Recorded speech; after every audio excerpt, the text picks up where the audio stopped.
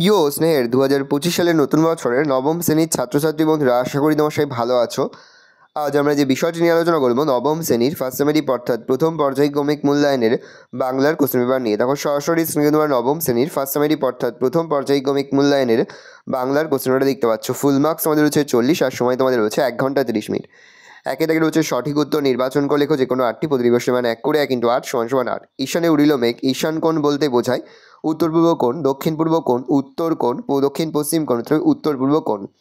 নোঙর কবিতাটি অজিত দত্তের যে কাব্যগ্রন্থের অন্তর্গত সেটি হলো কুসুমের মাস, ছায়ার আলাপন, সাদা মেঘ কালো পাহাড়, নষ্ট চাঁদ, সাদা মেঘ কালো পাহাড়।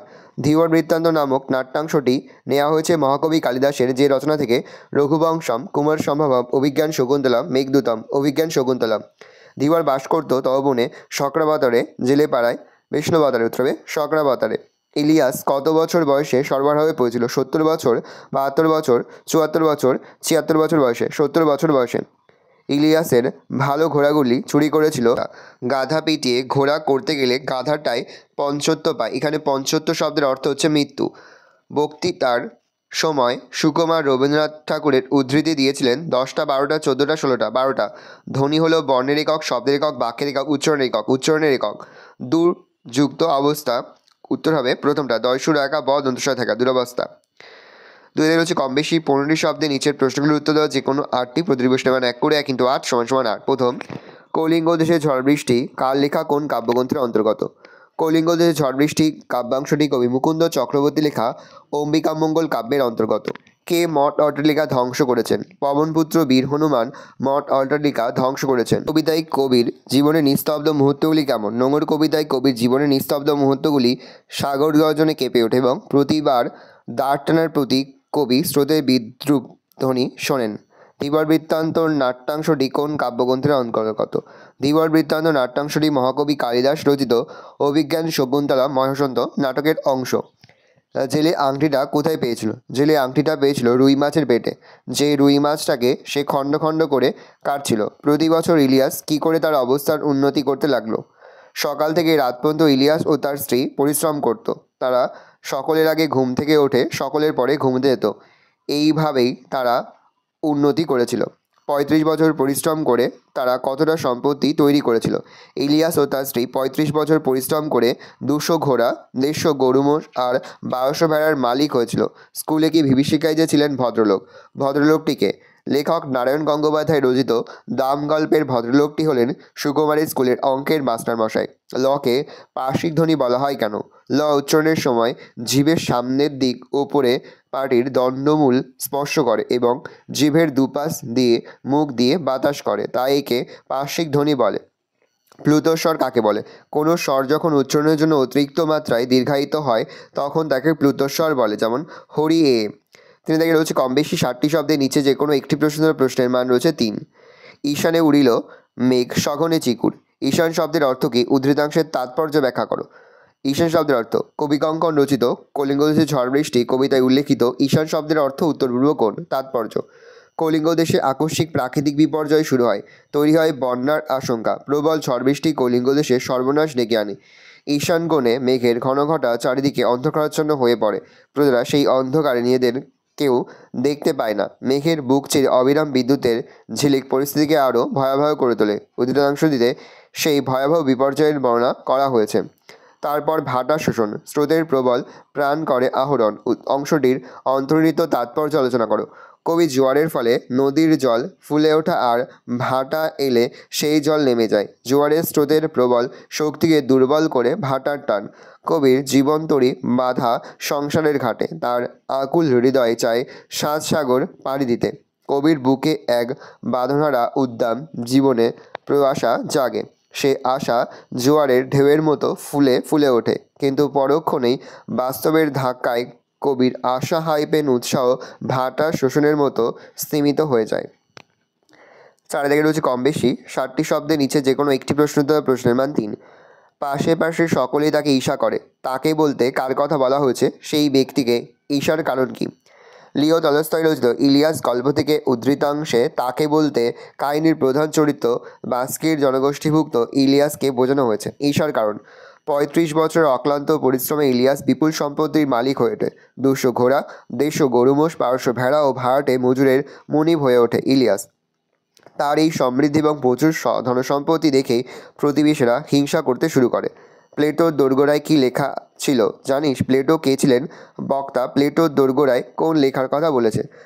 লেখক প্লেটোর পরিচয়। নারায়ণ গঙ্গোপাধ্যায়ের দাম ছোট গল্পে উল্লেখিত প্লেটো ছিলেন প্রাচীন গ্রিসের বিখ্যাত দার্শনিক গণিতজ্ঞ। তিনি সক্রেটিসের শিষ্য ছিলেন। তার লেখা বিখ্যাত গ্রন্থ দ্য রিপাবলিক। উদ্দিষ্ট লেখা। মাস্টারমশাই বলতেন যে প্লেটোর বাড়ির দোরগোড়ায় লেখা ছিল, যারা অঙ্ক জানে না তার বাড়িতে তাদের প্রবেশ নিষেধ। মাস্টারমশাইয়ের মতে স্বর্গের দরজাতেও নাকি ওই একই কথা লেখা আছে। পাঁচে দাগে রয়েছে কম বেশি 60টি শব্দের নিচে যে কোনো একটি প্রশ্নের প্রশ্নের মান রয়েছে 3। তা তোর জীবিকা বেশ পবিত্র বলতে হয় দেখছি। কে কাকে কথা বলেছে? বক্তা জীবিকা নিয়ে আর কি বলেছিল? তোর কালিদাস রচিত ধীবর বৃত্তান্ত নাটকে রাজশালক রক্ষীদের হাতে বন্দী হওয়া ধীবরকে কথা বলেছিল। রাজার নামাঙ্কিত আংটি ধীবরের কাছে দেখে নজররক্ষীরা চোর সন্দেহে ধীবরকে বন্দি করে। তারা ধীবরকে ধমক দিয়ে জানতে চায় এই আংটি সে কোথায় পেয়েছে। ভীত ধীবর পেশার উল্লেখ করে। সে জানায় জাল বসিয়ে দিয়ে মাছ ধরেই সংসার চালায়। তার এই হীনবৃত্তির কথা স্মরণ করেই রাজশালক বিদ্রূপ করেছিল। এই প্রসঙ্গে হতদরিদ্র এই ধীবরের গা থেকে কাঁচা মাংসের গন্ধ পাওয়া যাচ্ছে বলে মজা করেছিল এবং বলেছিল সে নিশ্চয়ই গোসাপ খাওয়া জেলে। শকুন্তলা অপমানিত হলেন রাজসভায়। শকুন্তলায় অপমানের কারণ কি? কালিদাস রচিত শকুন্তলা ছিলেন মহর্ষি কর্ণের পালিতা কন্যা। শকুন্তলার অপমানের কারণ। দুষ্মন্ত যখন শকুন্তলাকে বিবাহ করে তার কাছ থেকে বিদায় নিয়েছিলেন তখন তাকে একটি আংটি পরিয়ে দিয়েছিলেন। শকুন্তলাকে দুষ্মন্তের কাছে পাঠানোর সময় শকুন্তলার সখীরা মনে করেন যে দুর্বাসার অভিশাপকে ব্যর্থ করার জন্য এই আংটিটি হবে স্মারক চিহ্ন, কিন্তু দুর্ভাগ্যবশত যাওয়ার পথে স্নানের সময় শকুন্তলার হাত থেকে আংটিটি খুলে জলে পড়ে যায়। রাজসভায় শকুন্তলা কোনো স্মারক চিহ্ন দেখাতে না পারায় অপমানিত হন। 6 দাগে রয়েছে কম বেশি 60টি শব্দের নিচে যে কোনো একটি প্রশ্নের মান 5। প্রথম, কলিঙ্গ দেশে ঝড় বৃষ্টি কাব্যাংশটির নামকরণের তাৎপর্য বিশ্লেষণ করো। সাহিত্যের ক্ষেত্রে নামকরণের গুরুত্ব অপরিসীম। নামকরণ সাধারণত ত্রিবৃত্ত, চরিতাত্মক, ঘটনাত্মক ও ব্যঞ্জনাত্মক। কমিকাঙ্কন মুকুন্দ চক্রবর্তী রচিত অম্বিকামঙ্গল কাব্যের আখেটিক খণ্ডের অন্তর্গত কাব্যাংশটির নাম কলিঙ্গ দেশে ঝড় বৃষ্টি আরম্ভ হলেও পাঠ্যের নামটির আংশিক পরিবর্তন করে কলিঙ্গ দেশে ঝড় বৃষ্টি করা হয়েছে। কলিঙ্গ দেশে হঠাৎই ঈশান কোণে জমা মেঘ সারা আকাশকে ছেয়ে ফেলে পরিবেশকে অন্ধকারাচ্ছন্ন করে তোলে। ঘন ঘন বিদ্যুতের চরম ও বজ্রপাতের ভয়ঙ্কর শব্দে কলিঙ্গবাসী দিশাহারা হয়ে পড়ে। সবুজ প্রকৃতি ধূসরিত হয়ে যায়।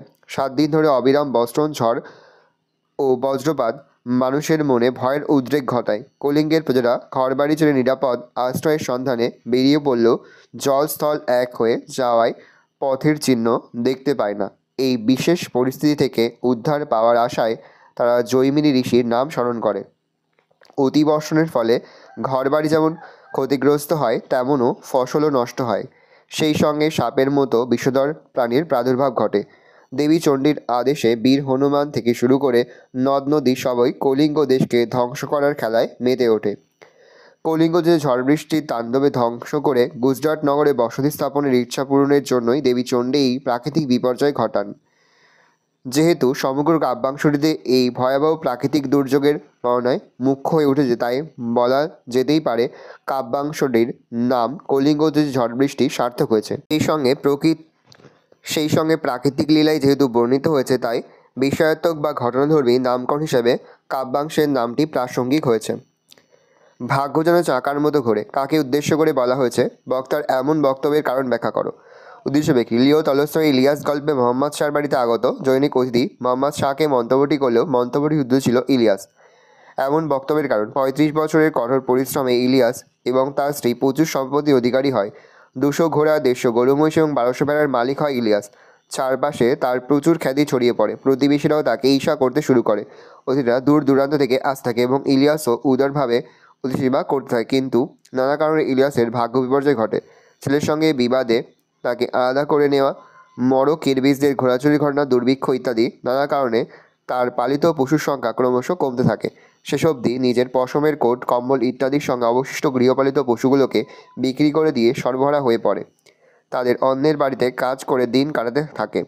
এই অবস্থায় প্রতিবেশী মোহাম্মদ শাহ তাদের প্রতি সহানুভূতিশীল হয়ে নিজের বাড়িতে আশ্রয় দেয়। ইলিয়াসদের করা সাধ্যমতো কাজের বদলে তাদের খাওয়া পড়ার দায়িত্ব নেয় মোহাম্মদ শাহ।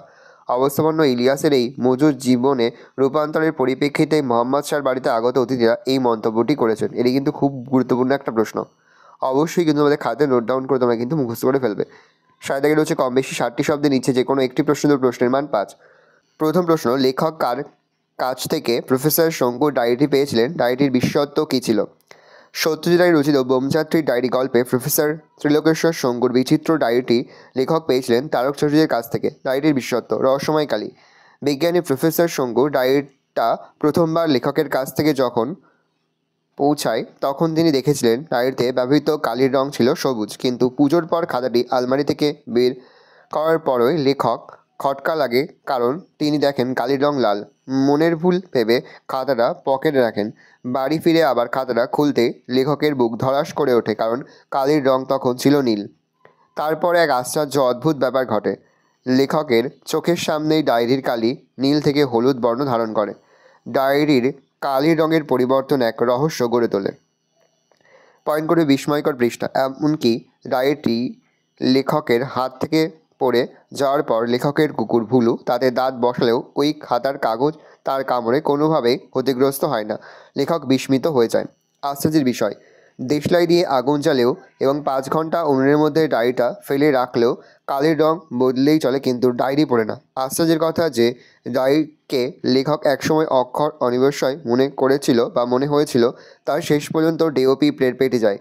বিস্ময়ে হতভম্ব লেখক এই আশ্চর্য ডায়েরির কাহিনীর সত্য মিথ্যার বিচার ভার পাঠকদের হাতেই ছেড়ে দেন। মঙ্গল যে কত অমঙ্গল হতে পারে সেটা হাড়ে হাড়ে টের পেয়েছি। কোন প্রসঙ্গে এমন মন্তব্য, বক্তা হাড়ে হাড়ে কী টের পেয়েছেন তা লেখো। ভালো করে উত্তর দেখে আমার মুখে বলছি না, মুখে বললে ভিডিওটা এটা বড় হয়ে তোমাদের অসুবিধা হবে। আমি আস্তে স্ক্রল ডাউন করে তোমরা কিন্তু অবশ্যই ভিডিওকে থামিয়ে বা স্ক্রিনশট নিয়ে কিন্তু সম্পূর্ণ উত্তর তোমার খাতে নোট ডাউন করে নেবে। ভালো করে দেখে নাও, আস্তে স্ক্রল ডাউন করছি। 8 দাগে রয়েছে কম বেশি 150 শব্দে ভাব সম্প্রসারণ করা যে কোনো একটি। সবার উপরে মানুষ হতে তাহার উপরে নাই। ভাব সম্প্রসারণ।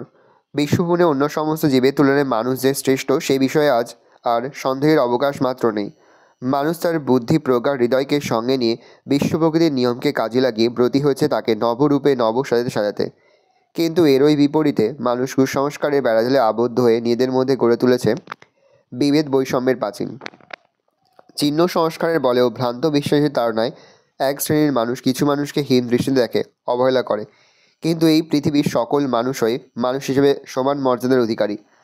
ধর্ম, বর্ণ, ভাষা, দেশকালের সীমার ঊর্ধ্বে থাকা মনুষ্যত্বই মানুষের শ্রেষ্ঠ পরিচয়। এমনকি বিশ্বদেবতার থাকা বা না থাকাটাও নির্ভর করে মানুষের অস্তিত্বের ওপর, মানুষের ভাবনার ওপর। কেননা মানুষেরই চেতনার রাঙে চুরিরাঙা হয়ে ওঠে, গোলাপ হয় সুন্দর। এই কারণে এই পৃথিবীতে একজন মানুষ শেষ পর্যন্ত বিবেচিত হয় তার মনুষ্যত্বের দ্বারা। এই পৃথিবীতে মানুষ এবং মনুষ্যত্বই তাই একমাত্র সত্য এবং শাশ্বত। পরের ভাব সম্প্রসারণ। অন্যায় যে করে অন্যায় যে সহে, তব ঘৃণা তারে যেন তৃণ সম দহে। ভালো করে দেখে নাও ভাব সম্প্রসারণটা। সেমভাবেই তোমরা কিন্তু ভাব সম্প্রসারণটা লিখবে।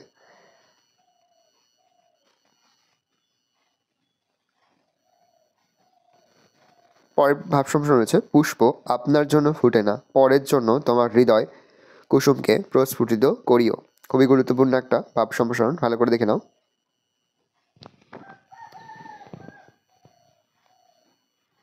ভালো করে ভাব সম্প্রসারণটা দেখে নাও। এই রয়েছে টোটাল তোমাদের ফার্স্ট সামারি অর্থাৎ প্রথম পর্যায়ক্রমিক মূল্যায়নের নবম শ্রেণীর বাংলার কোশ্চেন পেপার। ভালো করে প্রশ্নটা দেখে নাও। আশা করি ভিডিওটা ভালো লেগেছে। ভিডিওটা ভালো লাগলে ভিডিওকে লাইক করতে ভুলবেন না। আমার নতুন হওয়া লাগলে সাবস্ক্রাইব প্রেস করে পাশে বেল আইকন প্রেস করে যখন নতুন কোনো ভিডিও আপলোড করি সবার ফার্স্ট নোটিফিকেশন পেয়ে যাও। আর এই ভিডিওটি তোমার বন্ধু বান্ধবী আত্মীয়স্বজন সবার মধ্যে কিন্তু অনেক শেয়ার করে, যেটা বছর নবম শ্রেণীতে পড়ছে। আমরা কিন্তু ইতিমধ্যে নবম শ্রেণীর প্রতি বিষয়ের সিলেবাস, প্রশ্নটা এবং নমুনা প্রশ্নপত্র কিন্তু আপলোড করে দিয়েছি। তোমরা এখনও পর্যন্ত সেই ভিডিওগুলো না দেখে থাকো, ভিডিওগুলো কিন্তু তাড়াতাড়ি দেখে নাও। তোমাদের সকলকে জানাই আগাম পরীক্ষার অনেক শুভেচ্ছা এবং অভিনন্দন। আশা করি সকলের পরীক্ষায় খুব ভালো হবে। কোনো প্রশ্নের উত্তর লিখতে বা বুঝতে কোনো রকম অসুবিধা হয় তাহলে কিন্তু নির্দ্বিধায় কমেন্ট করে জানাতে একদমই ভুলবে না। আজ আমরা যে প্রশ্ন উত্তরগুলি নিয়ে আলোচনা করলাম, প্রতিটি প্রশ্ন উত্তরই কিন্তু এই বছরের পরীক্ষার জন্য খুবই গুরুত্বপূর্ণ। ভালো করে দেখে নাও কোশ্চেন পেপারটা।